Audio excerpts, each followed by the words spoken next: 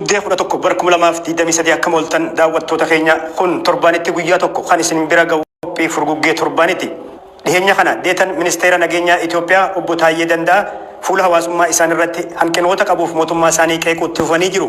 Daawwattoota keenya guutummaa sagantaa keenyaa cuunfaa barreeffama obbo Taayyee irratti fuulleeffanna. Haga xumuratti nu waliin tura.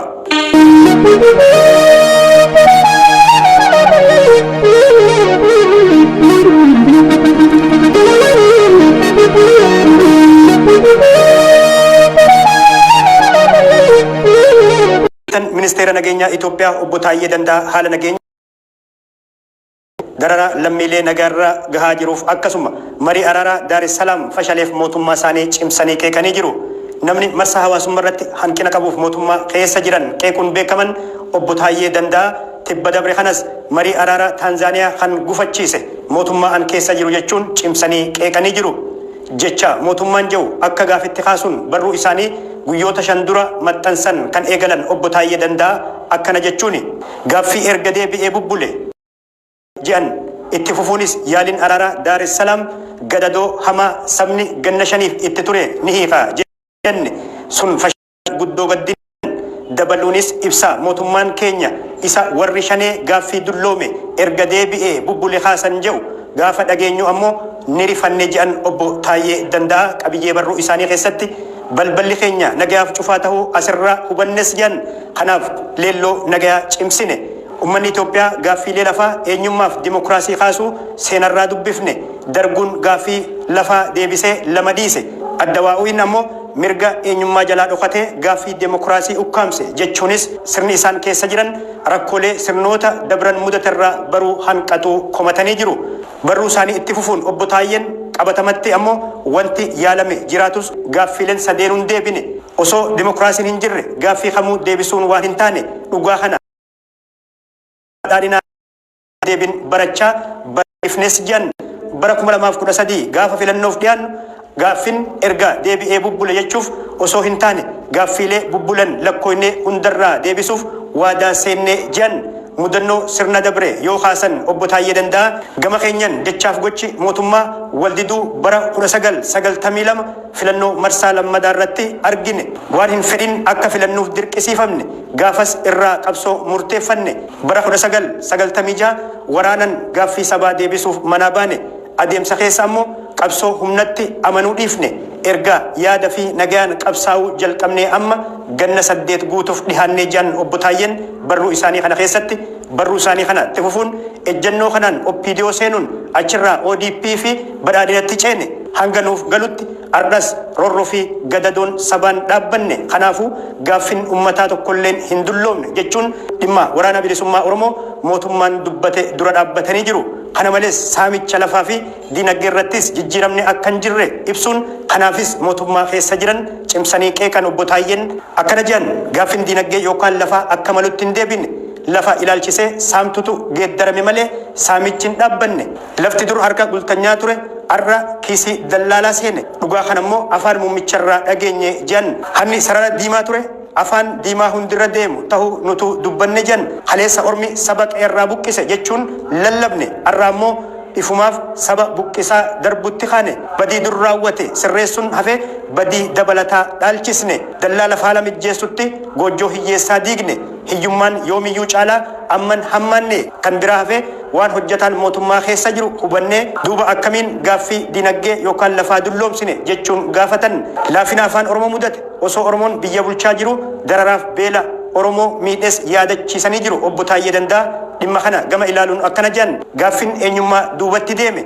afaaniin barannus qulqullinni barnootaa ni dhabame qormaata kutaa 12 irratti Oromiyaan dhuma tahuu hubanne ammoo sabichi yoomiyyuu caalaa arra tuffatame bara dabre osoo nu bulchinuu booranni beelan dhume ammas duuti isaa gaddisiisuun hafee namni hin duune jechuun namooma isaa waakkachutti seename Wallagga Gujiif Shawaan ganna 5 guutuu ajjechaa saamichaa fi dhaanichaan dararame yeroo ummanni haala kanaan dararamuu kaasan waan mootummaan isaan irratti fuulleeffates kaasuun cimsanii qeeqan obbo Taayyee Danda'a xiyyeeffannoon keenya garuu paarkii warra quufeef itti bashannanuuf kenname sabni hafee jaalli keenya inni ummata waliin rakkateeyyuu ni irraanfatame tuulamni kaleessa caalaa arra harka hattuuf dallaalatti ergarame jedhan obbo Taayyeen barruu isaanii keessatti Arsiin akka bara dargii qamadii dafqee oomishe bushoon gurguruuf dirqame Jimaa Harargeetiin kara deemtutu duroomee jechuun xaxaa karaa hundaan ummanni keessa jiru hamaa tahuu kaasanii jiru. Warri rakkoof baqate akkuma dur arras jawwee fi naachan nyaatame jaarraa 21ffaa keessa sabi busaa fi koleeran ajjeefame. Duuti saba nuti maqaa isaa himannu bulchiinsa keenya jalatti akka du'atiitisaa ilaalame. Duuba gaaffin eenyummaa akkamitti dulloome jechuun ammas gaafatan. Gaaffin dimokiraasii qixaan hin deebine hangi tokko yaalamus danuutu hafe. Ragaa bal'aa dhiheessuu dandeenya jedhan obbo Taayyen cafeen Oromiyaa osoo biyyi arguuf dhaga'u sagalee koon ukkaamsine jechuun dhiibbaa mataa isaanirra gahees kaasanii jiru. Akka heera Oromiyaa keeyyata 48 hammattuu sadiin tumametti sun sagalee ummata naannichaa guututti ukkaamsuudha. Ammas miseensonni paarlamaa Itoophiyaa masaraa beekamtii jaraatiin ala qarshii biliyoona 500 ijaaramurratti gaaffii kaafnan hin ittifamne jechuun gaaffii isaanii itti fufanii jiru. Dhibee dimokiraasii keenyaa ibsuuf kun qofti gahaadha. Dhibee dimokiraasii keenyaa ibsuuf kun qofti gahaadha. Paarlamaan raawwachiiftuu to'atuuf aangoo dhabnaan dimokiraasiin hidhamee jira. Kana alas agarsiiftonni danuudha. Yakka ilma ganna 30tiif haadha dadhabduun ajjeefne waan bara adawaayituun tahin badii dhiitatiif hine gama haqa ilaaluunis sirni haqaa obbo Sibahat fa'aa tasahii kun ni rifaasise hoo maaliif Abdii Raggaasaa fi Lammii Beenyaa fa'aa murtii malee hidhatti rakkise. Warra abbootii gadaa Karrayyuu 14 ciibsee rashane hoo dimokiraasii akkamtu aangorra tursiise jechuun gaafatan. Nagaa ummata rakkoo keessatti nu filate eeysisuun hanqanne osoo nuti jirru haadhaaf abbaan keenya bahanii galuun dadhabne kan biraa hafee nu mataan keenya maatii gaafatuuf sochii gara qe'ee hin sodaanne jechuun gaafatan obbo Taayyee Danda'a. Qabiyyee barruu isaanii kana keessatti itti fufuunis namni seeran hidhame mana hidhaatii baafamuun ajjeefamee bineensan hin nyaatamne badii raawwatamu kamiinuu yoom nama gaafanne. Duuba gaaffiin dimokiraasii eessatti maaliin dulloome jedhan amma sirnaan wal haa gaafannu jedhan obbo Taayyee Danda'a. Gaaffiin dulloome jiraaree erga gaaffii deebifnee bubbulle jechaan dhugumaaree itti dabaluunis ijaarsi paarkii fi masaraa duruu gaaffii sabaan turre jedhan. Dhimmoota sabaaf ijoo garii irratti ammoo waan hammaate malee waan fooyya'e hin garre. Maaliif gaaffii dulloome jennee dhaadannaaree amma sabaa fi biyyaaf ajandaa ijoon nagaya. Gaaffii deebisuu dhiisii jiraachuun eessa jira? Dubbinas olaantummaan yaada qajeeltoo badhaadhinaa tahuu beeyna. Kanaaf nagayaan qabsoo yaada geggeessina. Utubaan badhaadhinaa nagaya ta'uu amanna. Kanaaf cabbi siyaasaa keenya marii fi araaran akka hiikkatu feena. Qumaara obboleeyyan wal nyaachisuu qe'ee sabaa hongessuu dhaabuu qabna. Qarooma tokkummaaf cichoomina saba keenyaa abdanna. Sabaaf sablammii waliinis hariiroo obbolummaa ni jabeeffanna. Duunus jiraannus hattuu fi shirtuu ni moona. Gaaffilee sadin deebisuun kabaja qananii fi nagaya sabas ni dhugoomsina. Amma mariin haa godhamu. Araarri fi nagayaan haa bu'u. Nagaya ammas nagaya. Nagayaan badhaadhina badhaadhinni nagaya alatti dhugoomuu hin danda'u jechuun barruu isaanii guyyoota 5 dura maxxansan goolaban. San boodas barreeffama isaanii keessatti obbo Taayyee Danda'a jaallan isaanii wareegamanii fi ilmaan isaanii dagatamuu mootummaa qeeqanii jiru. Barruu dhimma kana ilaalchisuun maxxansan keessatti beela fi dheebuu ijoollee jaallan wareegamanii hin yaadannu. Yoo yaadannes hin dhiphannu. Guyyuu waan paarkiif dirree kubbaa odeessina. Daa'imman sooressaa waliin taphataa suuraa kana ilmaan hiyyeessarraa yoom dhimma qabna. Ijoolleen teenya gurguddoon Awurooppaa fi Ameerikatti baratu. Xixiqqaan ammoo paarkii babbareedaa qormaataa keessatti ijaarre keessa taphatu. Ijoollee wareegamtootaa danuu garuu haadha hiyyeettutu kophaa waliin rakkata jechuun kanaafis mootummaa qeeqanii jiru. Obbo Taayyee Danda'a deetaa ministeera mootummaa federaalaa Oromiyaarraa ta'anii fi tajaajilarra osoo jiran mootummaa qeequun nama hangafaati. Miseensi paarlamaa Itoophiyaa obbo Hangaasaa Ibraahimis bifa wal fakkaatuun ajjeechaa abbootii gadaa Karrayyuu fi dararaa lammiileerra gahaa jiru fuula feesbuukii isaaniirratti bahuun kallattiin mootummaa keessa jiran qeeqanii jiru. Hiriira bal'aa lola Oromiyaaf naannoo Amaaraa keessatti geggeeffamaa jiru mormuuf dilbata dheengaddaa magaalaa Finfinneetti qophaa'ee garuu mootummaan dhorge cimsanii qeeqanii jiru.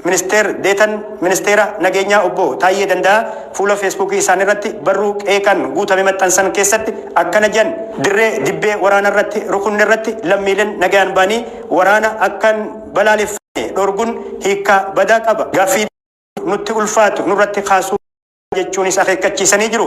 Itti fufuunis aarsaa uummanni Itoophiyaa dimokiraasii fiduuf kaffale busheessaa jiran hiriira dilbaniin wal qabatee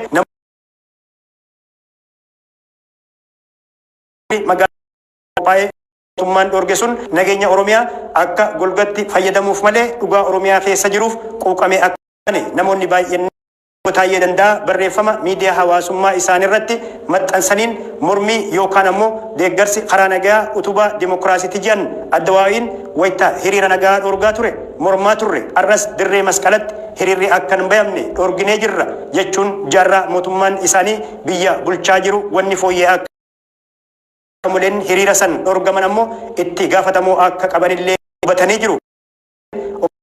Namoota duraan ejjennoo waraana bilisummaa Oromoo mormaa turan keessaa nama amma keessa jiranii hammachaa deemuun ammoo akka sirratuuf qeeqatti fuulleffatanii jiru. Dabalamaa deemuun deebi'anii isaanii qajeelcha baata warra godhaa jiran keessaa obbo Taayee Danda'a adda duree ta'anii jiru. Dhumarratti garuu deetan ministeera haqaa obbo Taayee Danda'a muummicha ministeera Abiyyi Ahmadiin aangorraa kaafamanii jiru. Kunis erga xalayaan dhumaa muummicha ministeera Abiyyi Ahmad irraa barreeffamte waajjira isaanitti itti dhufteen booda ta'uu obbo Taayee Danda'a maddeen oduutti himanii jiru. Xalayaan sarara sadii qofaan barreeffamtee fi mallattoo muummicha ministeera Abiyyi Ahmad irraa obbo Taayeef barreeffamte tun deetaa ministeera nagaa obbo Taayee Danda'a hojii haga ammaa hojjetaniif galateeffatuun akka lakkoo isaa Itoophiyaatti muddee tokko bara 2016 irraa kaasanii aangorraa geggeeffamuu hubachiiste. Sababa maaliif inni jiru hin ibsamne garuu qeeqa cimaa obbo Taayeen irra deddeebiin bulchiinsaa muummicha ministeera Abiyyi Ahmad irratti roobsaniif deebisaa ta'uu mala namoonni ji'an baay'eedha. Obbo Taayeen gufachuu marii araaraa waraana bilisummaa Oromoof mootummaa Itoophiyaa Taanzaaniyaa fashale ajjechaaf dararaa lammiilee nagaa Oromoo irratti raawwatameef raawwatamaa jiru akkasuma hiriira mormii dilbata dheengaddaa magaalaa Finfinneetti geggeeffamuuf ture dhorgames qeeqanii jiru. Obbo Taayeen sababa aangorraa kaafamaniif gaafatamanii akkana jedhan sababni waanuma amma araara jenneef malee maaltu jira gaafa waraana deeggarru dinqisiifamaa turre ummanni haa araaramu wal fitne jennaanuma dhukkubee jedhan fuulduratti waan ta'uuf jiru bubbulanii ilaaluuf kan jiran ta'uu dubbatanii jiru. Jarjarurra hojii kaleessaa madaalanii ilaaluuf kan jiran ta'uu obbo Taayeen dubbatanii jiru.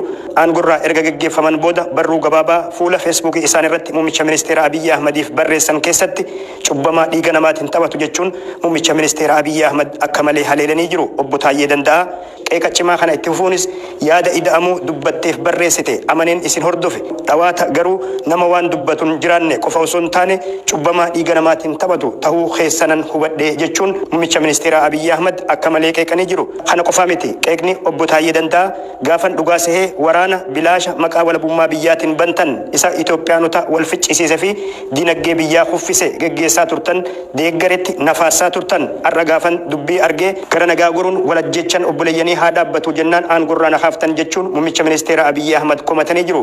Osoon shira Oromoodhaan balleessuu fi obboleeyyan isaatiin walitti buusuuf kaatan argaa callisuu dhabuu kootti baay'een gammadees jedhan turtii waliin qabanneef galatoomaa jedhan obbo Taayeen qabiyyee barruu isaanii kana keessatti dhumarrattis hangan jirutti qabsoon nagayaa fi obbolummaa ummataatiif godhamu itti fufa jedhan aangorraa kaafamuu isaaniitiin booda fuula feesbuukii isaaniirratti ergaa kabajamoo muummicha ministeera Abiyyi Ahmadiif barreessan kana keessatti jechi cimaan obbo Taayeen darbatan kan hirriiba nama dhorgu garuu arama